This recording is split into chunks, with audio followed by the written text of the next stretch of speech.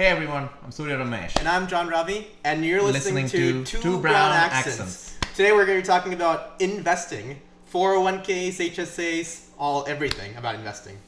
And before we get into it, don't forget to like, share, and subscribe. Ding!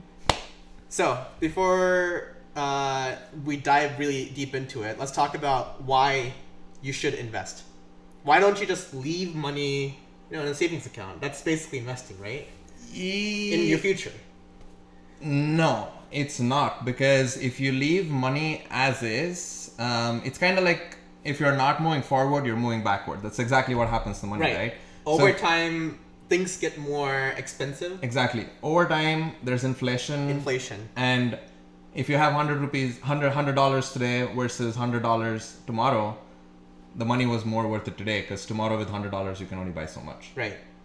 This inflation is necessary. It keeps the economy moving along because your spending is someone else's income, right? Mm-hmm. So it incentivizes you to buy stuff now, right? Because maybe next year that house is going to be more expensive, that car is going to be more expensive. Right. So you should be spending money. This is where inflation comes into play. Yes. But if you keep that money just sitting in a bank account, you're saying that that money will lose value over time. Yeah. So what can we do to...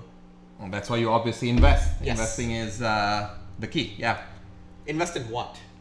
Invest in... There's a lot of stuff, right? Invest in stocks, bonds. There's even real estate. Depends on how much money you have. Yeah. Right. How did you get into it? What really motivated you to look into this stuff more deeply? Because they don't teach this in school. Yeah. Right. There's no class that's investing 101. It's math and everything, right? But not investing. Mm-hmm. So, yeah, I'd always been kind of curious about investing, stocks and everything, but I never got into it. Or I really wanted to, but I never found in my first paycheck, the first paycheck I got in my part-time job, I was like, you know what? I've been telling myself this for so many years, and I haven't done it. So I'm just going to buy one stock. Doesn't matter what it is. Doesn't matter if the company goes bankrupt. Doesn't matter if I lose all my money. I'm just going to put in $100 into the stock market, and then I'll see how things go. What I feel about it. And I got one stock. I started looking at the market every day. I kind of got it got more and more interesting. It was just a very small incentive. It was $100, right? It wasn't a big deal. And yeah, that's how I got into it. And right. Yeah, and do you have a story?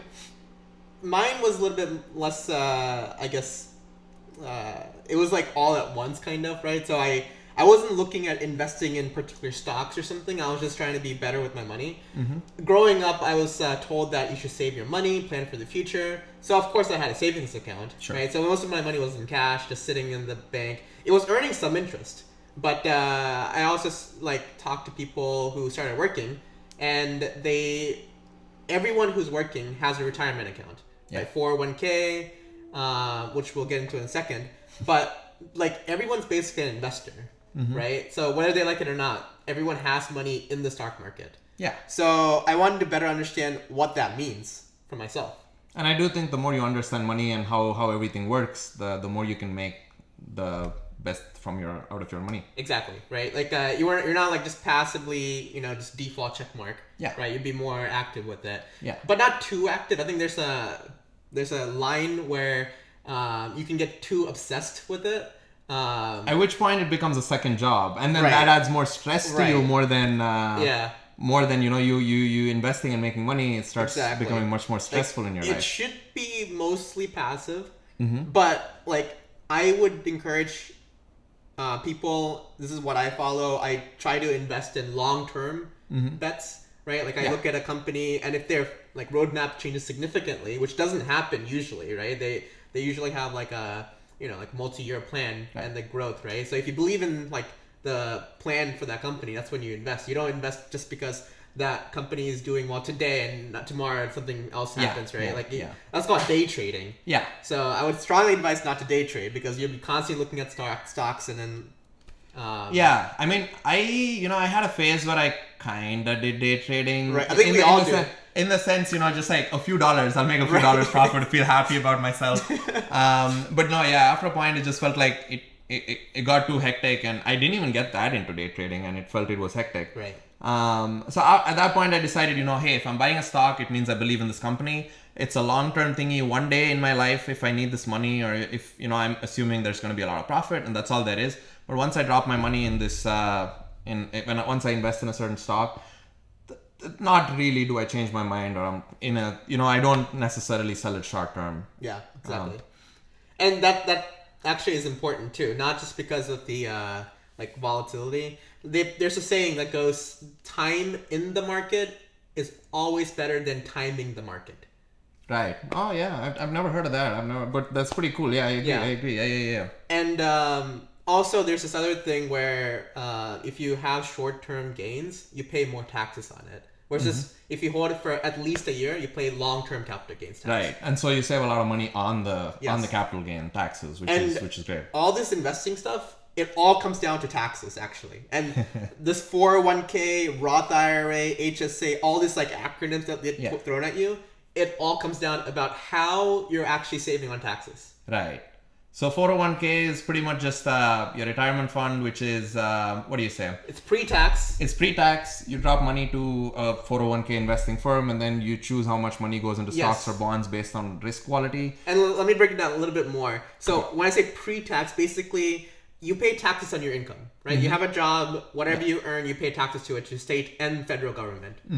But you can set aside some of your income into this 401k. Right. And that income that you set aside, it won't get taxed by the government right now. But you do pay taxes on it when you actually pull out from retire. Exactly. So your bet is that you pay lesser taxes when you're a senior citizen compared to now. Well, because you're not working. Yeah. Right. So your whole retirement money is coming from the 401k. Yes. So like that's exactly right. Yes. So that's the bet you're making. Obviously, laws could change, anything could change, and it might be a bad bet, right? So it's completely random, but that's the bet we're placing when we invest in a 401k. And then you're exactly right? 401k, HSA, Roth IRA, all this stuff essentially are brokerage accounts. They're investment accounts, right? You get to decide. If you don't decide, then it'll default get invested into something that you don't know, right? Yeah. Typically it's some market fund. But if you have the choice to put it into an individual stock. Right. You can put it into an index fund. Index fund basically means that, there's like the top 500 companies, the S&P 500. Which is like, this is like the top 500 companies that someone gets to select. And if maybe a couple of companies will go up and down, but overall, usually the market goes up. Yeah. Usually I think there's a 10% increase over the course of every year. Like annually it's like 7-8%. Is it really 7-8%? Yeah, 7-8%. But it's not every year, right? Like, 2020 was really bad. 2021 was really good. So, like, over a long term, it definitely goes up. Yeah. Exactly. That's the bet. So it's low risk, high. Low risk. That's lowish. Yeah, like it's not the lowest risk. The lowest risk is government bonds.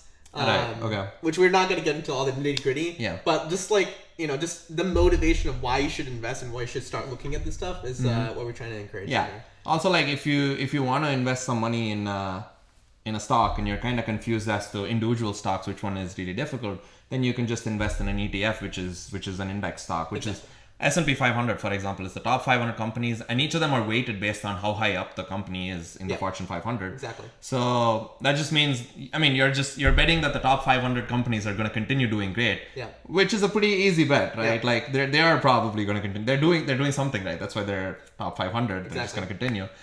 And I also want to say that right now, savings account is not a really bad idea because typically a savings account will give you like 1 or 2% interest. But right now, because of the federal interest rates, like it's really high, right? Like I think like different banks are giving you 4 or 5% even right now.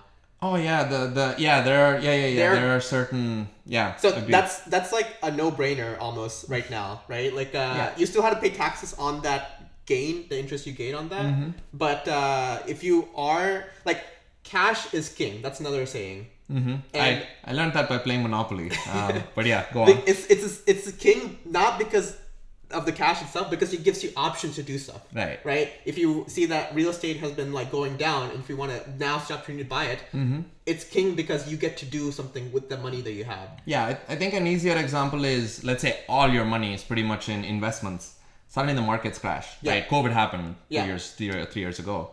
What happens? Like, where do you get your money from? You need to sell all your assets at a loss. Yeah. Whereas if you had cash, you can kind of manage with that cash. And once the market goes back to normal, you can sell it up for a lot of profit. Exactly. If you have extra cash, you can even buy all of those investments at a lower price, which is I think which is why cash is king. Which is why cash is important. Yep. On top of your investments, you should always have cash. Totally agree. Okay, we should stop here. We're doing like a relatively smaller, shorter podcast this time. Let us know in the comments if you like this shorter type of podcast. Also, before we sign off, I just want to say that we're not professional financial advisors, but we are just sharing like what we do with our own like. This is 100% our experience, and it may not be the best. It might not advice. be the best. Yeah. So definitely talk to a certified CPA. That's a double. CPA stands for Certified Professional Advisor, I think. But that's let's sign up here. Okay. Feel free to email us if you have any more questions. We'll be happy to follow up or clarify anything that we said here. Of course, 2brownaccents@gmail.com. Yep. We'll see you all. Bye-bye. Bye-bye.